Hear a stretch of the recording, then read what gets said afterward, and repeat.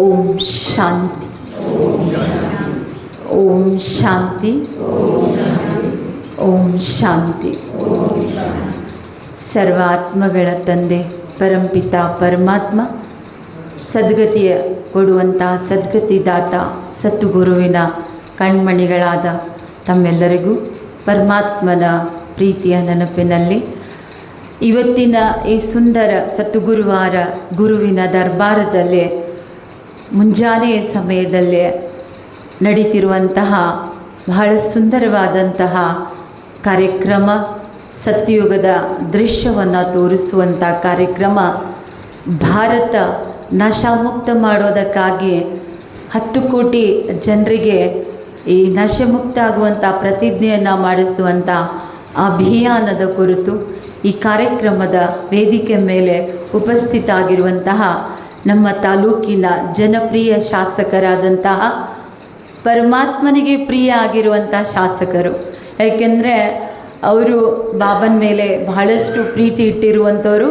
ಮಧುಬನಕ್ಕೆ ಹೋಗಿಯೂ ಕೂಡ ಬಹಳ ಸುಂದರವಾದಂಥ ಅನುಭವ ಮಾಡಿಕೊಂಡು ಅದರ ಅನುಭವ ಇನ್ನೂ ಎಲ್ರಿಗೂ ಹೇಳ್ತಾನೇ ಇದ್ದಾರೆ. ಸೊ ಪರಮಾತ್ಮನ ಪ್ರಿಯ ಆಗಿರುವಂಥ ಶಾಸಕರ ಧರ್ಮಪತ್ನಿ ಶ್ರೀಮತಿ ನಾಗರತ್ನ ಮನಗುಳಿ ಅಕ್ಕೋರಿಗೂ ಈ ಕಾರ್ಯಕ್ರಮಕ್ಕೆ ಬಹಳ ಪ್ರೀತಿಯಿಂದ ನಾವು ಬರೀ ಒಂದು ಸಂಕಲ್ಪ ಕೊಟ್ಟಿದ್ವಿ. ಬಟ್ ನಮಗಿಂತಲೂ ಅವರಿಗೇ ಇನ್ನು ಕೇಳಿದ್ರೇನಿಲ್ಲೋ ಕಾರ್ಯಕ್ರಮ ಏನಾಯಿತು ಅಂತ ಅವರೇ ಇದರ ಬಗ್ಗೆ ಕಾಳಜಿಯನ್ನು ವಹಿಸಿ ಇವತ್ತು ಅಣ್ಣೋರಿಗೆ ತಲುಪಿಸುವಂಗೆ ನಮಗೆ ಫೋನ್ ಹಚ್ಚಿ ಹೇಳ್ತಿದ್ರು, ಬರ್ರಿ ಇವತ್ತು ಅದಾರ ಮನೆಯೊಳಗೆ ಅಂತ ಹೇಳಿ. ಅಷ್ಟು ಪ್ರೀತಿಯಿಂದ ನಮ್ಮ ಈ ಕರೆಯನ್ನು ಸ್ವೀಕರಿಸಿ ಇಲ್ಲಿ ಬಂದು ಇಷ್ಟು ಹೆಮ್ಮೆಯಿಂದ ಪ್ರೀತಿಯಿಂದ ಈ ಕಾರ್ಯಕ್ರಮದ ಹುರುಪನ್ನು ತುಂಬಿರುವಂತಹ ಶ್ರೀಮತಿ ನಾಗರತ್ನ ಮನಗುಳಿ ಅಕ್ಕೋರು ಕೇವಲ ಶ್ರೀಮತಿ ಅಲ್ಲ, ಶಾಸಕರಿಗೆ ಹೆಗಲಿಗೆ ಹೆಗಲು ಕೊಟ್ಟು ಅವರ ಸೇವೆಯಲ್ಲಿ ತಮ್ಮ ಪೂರ್ಣ ಸೇವೆಯನ್ನು ಕೊಡುವಂತಹ ಭಕ್ತಿ, ಪೂಜೆ, ಪುನಸ್ಕಾರ, ತನು ಮನ ಧನದಿಂದ ತಾಲೂಕಿನ ಸೇವೆಯಲ್ಲಿ ಅಳವಡಿಸ್ಕೊಂಡಿರುವಂಥ ನಾಗರತ್ನ ಅಕ್ಕೋರಿಗೂ ವಂದಿಸ್ತಾ, ಹಾಗೆ ಈ ಮೆಡಿಕಲ್ ವಿಂಗದ ಸೇವೆಯನ್ನು ನಾವು ಇಲ್ಲಿ ಮಾಡ್ತಾ ಇರೋ ಕಾರಣ ಮೆಡಿಕಲ್ ವಿಂಗ್ದ ವತಿಯಿಂದ ದೇಶ್ಮುಖ್ ಅಣ್ಣವರು ಕೂಡ ತಾಲೂಕಿನ THO ಆಗಿರುವಂತಹ ಹೆಡ್ ಆಫೀಸರ್ ಆಗಿರುವಂತಹ ದೇಶ್ಮುಖ್ ಅಣ್ಣವ್ರಿಗೂ ಕೂಡ ಭಾಳ ಸಮಯ ಕಡಿಮೆ ಇರ್ತೈತೆ ಅವರಿಗೆ. ಆದರೂ ಕೂಡ ಎಷ್ಟೊತ್ತು ಸಮಾಧಾನದಿಂದ ಕೂತ್ಕೊಂಡು ಕಾರ್ಯಕ್ರಮದ ಉಪಸ್ಥಿತಿಯನ್ನು ಸುಂದರವಾಗಿ ನಿಭಾಯಿಸಿರುವಂಥ ಅಣ್ಣವ್ರಿಗೂ ವಂದಿಸ್ತಾ, ಹಾಗೆ ನಮ್ಮೆಲ್ಲರ ಪರಿವಾರಕ್ಕೆ ಪ್ರಿಯ ಆಗಿರುವಂತಹ ಮಾಗಣಿಗೆರೆ ಅಣ್ಣವ್ರಿಗೂ ಕೂಡ ವಂದಿಸ್ತಾ, ಹಾಗೆ ನಮ್ಮ ಪರಿವಾರದ ಹಿರಿಯರಾದಂತಹ ಆದರಣೀಯ ಡಾಕ್ಟರ್ BG ಪಾಟೀಲ್ ಅಣ್ಣವ್ರಿಗೂ ವಂದಿಸ್ತಾ, ಹಾಗೆ ಪರಿವಾರದ ಎಲ್ಲ ಪ್ರಿಯರಾಗಿರುವಂಥ ಸಹೋದರ ಸಹೋದರಿಯರಿಗೆ ಎಲ್ಲ ವಂದೇ ಮಾತರಂ ಹಾಗೂ ಪಾಂಡವರಿಗೂ ಕೂಡ ಎಲ್ಲರಿಗೂ ಅನಂತ ಇವತ್ತಿನ ಶುಭಾಶಯಗಳು ಹೇಳಬೇಕು. ಯಾಕೆ ಉದ್ಘಾಟನೆಯ ಕಾರ್ಯಕ್ರಮ ಇರೋ ಕಾರಣ ಎಲ್ಲರಿಗೂ ಅನಂತ ಶುಭಾಶಯಗಳು. ಕಾರ್ಯಕ್ರಮವನ್ನು ಯಶಸ್ವಿಯಾಗಿ ನಡೆಸಲಿಕ್ಕೆ ಈಗಾಗಲೇ ಶಾಸಕರ ಪತ್ನಿಯಾಗಿರುವಂಥವರು ಗುಲಾಬಿ ಹೂವಿನ ಗುಚ್ಛವನ್ನೇ ನಮ್ಮೆಲ್ಲರಿಗೂ ತಂದು ಕಾರ್ಯಕ್ರಮದ ಯಶಸ್ವಿಯನ್ನು ಅವರು ತೋರಿಸಿದ್ದಾರೆ. ಹಾಗೆ ಭಾರತ ಸರ್ಕಾರ ನಮ್ಮ ಅನೇಕ ಈ ವ್ಯಸನದ ಕುರಿತು ಈಗಾಗಲೇ ಒಂದು ಇಡೀ ಭಾರತದ ತುಂಬ 27 ರಥಗಳನ್ನು ಬಿಟ್ಟು ಈ ವ್ಯಸನ ಮುಕ್ತ ಅಭಿಯಾನದ ಕಾರ್ಯಕ್ರಮ ಏನು ಮಾಡಿದ್ರು, ಇದೆಲ್ಲವನ್ನು ನೋಡಿ ಭಾರತ ಸರ್ಕಾರ ಗುರುತಿಸಿ ನೀವು ಇಷ್ಟು ನಿಮ್ಮ ಸೇವೆಯನ್ನು ಕೊಡ್ತಾ ಇರೋದು ಅವರಿಗೆ ಬಹಳ ಆಶ್ಚರ್ಯ ಅನಿಸಿ ಅವರು ತಮ್ಮ ಕಾರ್ಯದಲ್ಲಿ ಬ್ರಹ್ಮಕುಮಾರಿ ಈ ವಿದ್ಯಾಲಯವನ್ನು ಕೂಡ ಅಳವಡಿಸಿಕೊಂಡು ಈ ಭಾರತವನ್ನು ನಶಾಮುಕ್ತ ಭಾರತ ಮಾಡೋದಕ್ಕಾಗಿ ಇವತ್ತು ವಿಶೇಷ ತಮ್ಮ ಮೀಟಿಂಗ್ನಲ್ಲೇ ಈ ಮೆಡಿಕಲ್ ವಿಂಗದ ಚೇರ್ಪರ್ಸನ್ ಆಗಿರುವಂತಹ ಆದರಣೀಯ ಅಣ್ಣೋರಿದ್ದಾರೆ. ಹಾಗೆ ಮೆಡಿಕಲ್ ವಿಂಗದ ಅಣ್ಣೋರ ಹೆಸರೇನು? ಬನಾರಸ್ ಭಾಯಿಜಿಯವರು. ಹಾಗೆ ಈ ಮೆಡಿಕಲ್ ವಿಂಗದ ಚೇರ್ಪರ್ಸನ್ ಆಗಿರುವಂಥ ಆದರಣೀಯ ಹಿರಿಯ ಸಹೋದರಿ ಆಶಾ ಬೆಹನ್, ಇವರಿಬ್ಬರಿಗೂ ಕೂಡ ಮೀಟಿಂಗ್ನಲ್ಲಿ ಕರೆದು ಈ ವ್ಯಸನ ಮುಕ್ತ ಭಾರತವನ್ನು ಏನಾದರೂ ನಾವು ಮಾಡಬೇಕಂತಂದರೆ ಅದು ನಿಮ್ಮಿಂದ ಸಾಧ್ಯ ಅಂತ ಹೇಳಿ ಅರ್ಧಕ್ಕರ್ಧ ಜವಾಬ್ದಾರಿಯನ್ನು ಈ ಬ್ರಹ್ಮಕುಮಾರಿ ವಿದ್ಯಾಲಯಕ್ಕೆ ಕೊಟ್ಟು ಅನೇಕ ಸಂಘ ಸಂಸ್ಥೆಗಳನ್ನು ಕೂಡಿಸ್ಕೊಂಡಿದ್ರು.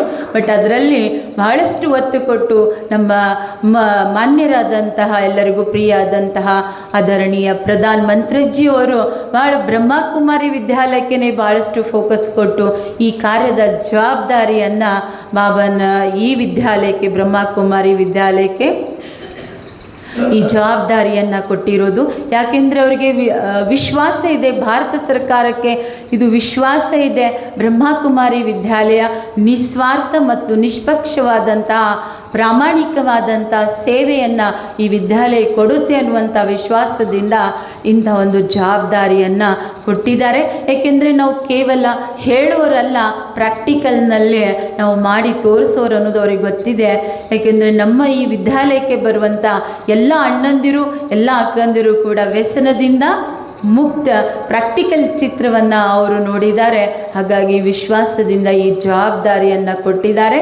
ಹಾಗೆ ಬನಾರಸಿ ಭಾಯಿಜಿಯವರು ಕೂಡ ಅವರು ಕೂಡ ಹೇಳಿದ್ದಾರೆ, ನಾವು ನಿಮಗೆ ನಿಮ್ಮ ಊಹೆ ಅನುಸಾರವಾಗಿ ನಿಮ್ಮ ಊಹೆಗಿಂತ ಹೆಚ್ಚಿನ ರೂಪದಲ್ಲೇ ನಾವು ಸೇವೆಯನ್ನು ಮಾಡಿ ತೋರಿಸ್ತೀವಿ, ಸುಮ್ಮನೆ ಅಲ್ಲ ನಾವು ಈ ಗಿನ್ನಿಸ್ ರೆಕಾರ್ಡ್ ಮಾಡಿ ತೋರಿಸ್ತೀವಿ ಅಂತ ಹೇಳಿ ಈ ಒಂದು ಸೇವೆ ಜವಾಬ್ದಾರಿಯನ್ನು ಈ ಮೆಡಿಕಲ್ ವಿಂಗದ ಚೇರ್ಪರ್ಸನ್ ಬನಾರಸಿ ಭಾಯಿಜಿಯವರು ಇವತ್ತೇನು ನಾವು ಕಾರ್ಯಕ್ರಮ ಮಾಡ್ತಾ ಇದ್ವಲ್ರಿ, ಇದ್ರ ಹಿಂದೆ ಅವರಿಗೆ 80 ವಯಸ್ಸಿದೆ.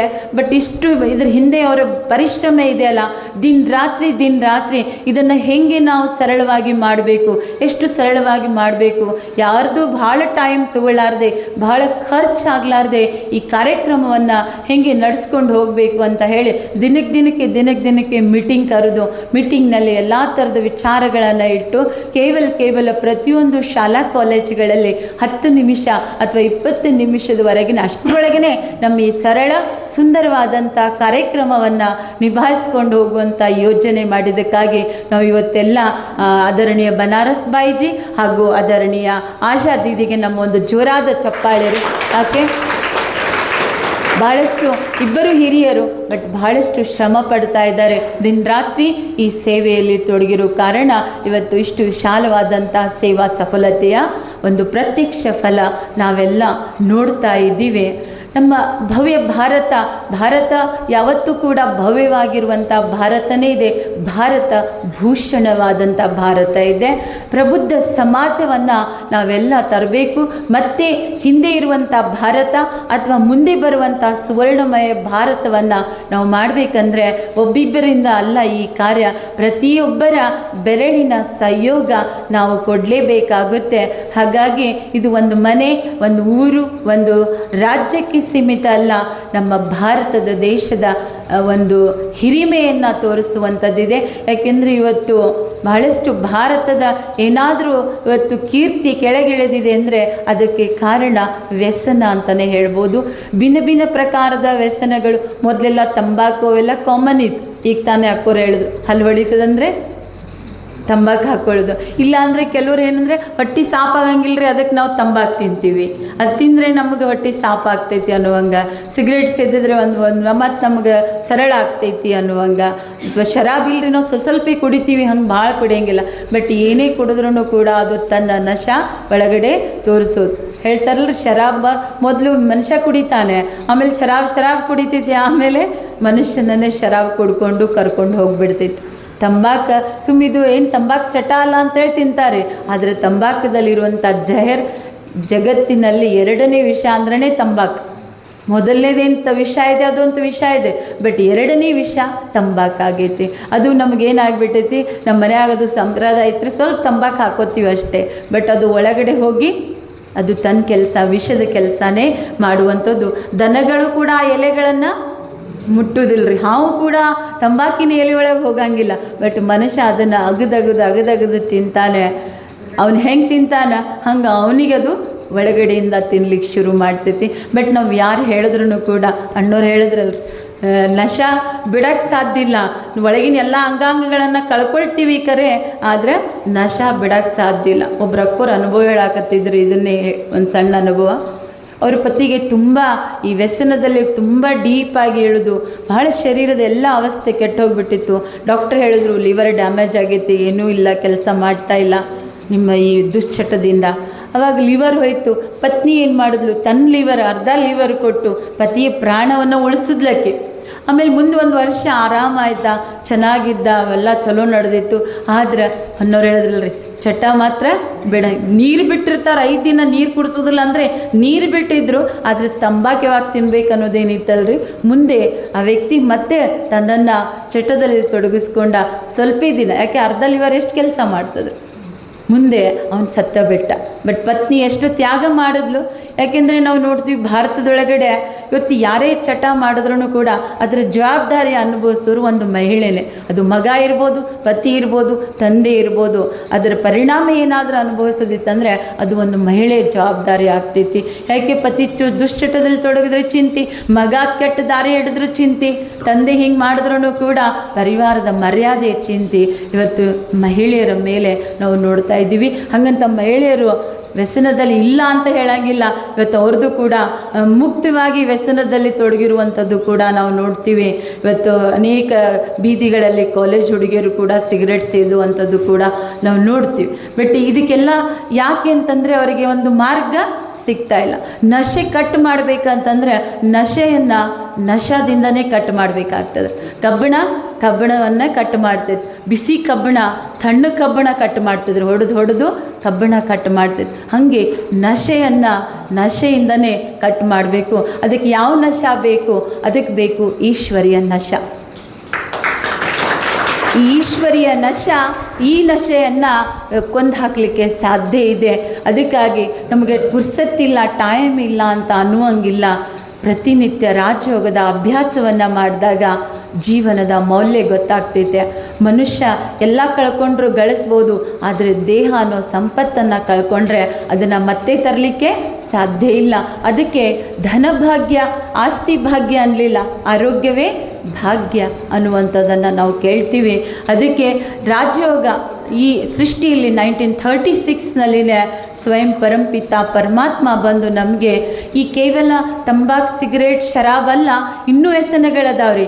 ವ್ಯರ್ಥ ವಿಚಾರಗಳು, ವಿಕಾರಯುಕ್ತ ವಿಚಾರಗಳು, ಇವೆಲ್ಲ ಕೆಟ್ಟ ಏನು ನಮ್ಮಲ್ಲಿರುವಂಥ ಈರ್ಷಾ, ದ್ವೇಷ, ಇವೆಲ್ಲ ಏನಿದೆ ಇವುಗಳನ್ನು ಮುಕ್ತ ಮಾಡಲಿಕ್ಕಾಗಿಯೇ ಪ್ರತಿನಿತ್ಯ ಆಧ್ಯಾತ್ಮಿಕ ಜ್ಞಾನದ ನಶೆಯನ್ನು ನಮ್ಮಲ್ಲಿ ಏರಿಸ್ತಾ ಇದ್ದಾರೆ.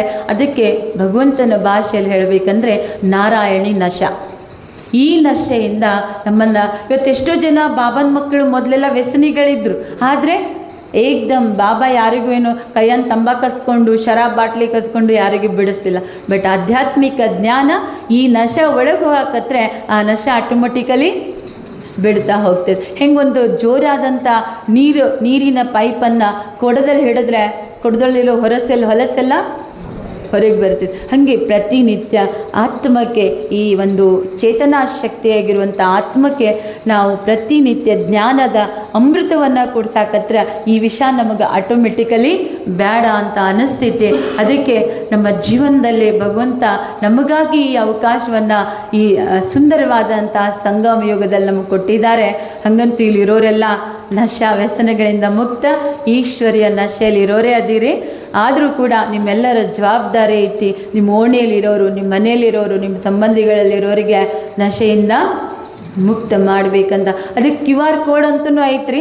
ಕೇವಲ ನಾವು ಇಷ್ಟೇ ಇಲ್ಲಿ ನಶಾ ಮುಕ್ತ ಅಭಿಯಾನ ಅಂತಲ್ಲ, ನೀವು ನಿಮ್ಮ ಸದಸ್ಯರಿಗೂ ಕೂಡ ನೀವು ಅಲ್ಲೇ ಇದ್ಕೊಂಡು ಕೂಡ ವಚನವನ್ನು ಕೊಡಿಸಿ ಅವರಿಗೂ ಭಾರತದ ಈ ಒಂದು ಭವ್ಯವಾದ ಭಾರತ ಮಾಡಲಿಕ್ಕೆ ಅವ್ರದ್ದು ಕೂಡ ಬೆರಳಿನ ಸಹಯೋಗವನ್ನು ನಾವು ತಗೋಬೋದು ಅಂತ ಹೇಳ್ತಾ, ಮತ್ತೆ ನಾವೆಲ್ಲರೂ ಸೇರಿ ನಮ್ಮೆಲ್ಲರ ಬೆರಳಿನ ಸಹಯೋಗದಿಂದ ಭಾರತವನ್ನು ಸುವರ್ಣಮಯ ಭಾರತವನ್ನು ವಿಶ್ವಗುರು ಭಾರತವನ್ನಾಗಿ, ಹಾಗೆ ಎಲ್ಲಿ ಸಂಪೂರ್ಣ ಪ್ರಕೃತಿಯ ಸೌಂದರ್ಯ ತುಂಬಿರುವಂತಹ ಸತೋಪ್ರಧಾನ ಜಗತ್ತಿದೆ, ಅದನ್ನು ತರೋದಕ್ಕೆ ನೀವೆಲ್ಲರೂ ಸದಾ ಭಗವಂತನ ಕಾರ್ಯದಲ್ಲಿ, ಹಾಗೆ ಭಾರತ ಸರ್ಕಾರದ ಎಲ್ಲ ಕಾಯ್ದೆಗಳಿಗೂ ನಾವು ಜೊತೆ ಕೊಟ್ಟು ನಡೆಯೋಣ ಅಂತ ಹೇಳ್ತಾ, ಇವತ್ತು ಈ ಕಾರ್ಯಕ್ರಮವನ್ನು ಎಲ್ಲ ಸಂಘಟನೆಯಿಂದ ಕೂಡಿ ಮಾಡಿರೋದಕ್ಕಾಗಿ ಎಲ್ಲರೂ ಇದರಲ್ಲಿ ಸಹಯೋಗಿಯಾಗಿರುವಂಥದ್ದು. ಸೊ ಎಲ್ಲರಿಗೂ ತುಂಬ ಧನ್ಯವಾದಗಳು. ಹಾಗೆ ಕಾರ್ಯಕ್ರಮದಲ್ಲಿ ಉಪಸ್ಥಿತರಾಗಿರುವಂಥ ಎಲ್ಲ ಹಿರಿಯ ಗಣ್ಯಮಾನ್ಯರಿಗೂ ಕೂಡ ತುಂಬ ಧನ್ಯವಾದಗಳು. ಓಂ ಶಾಂತಿ.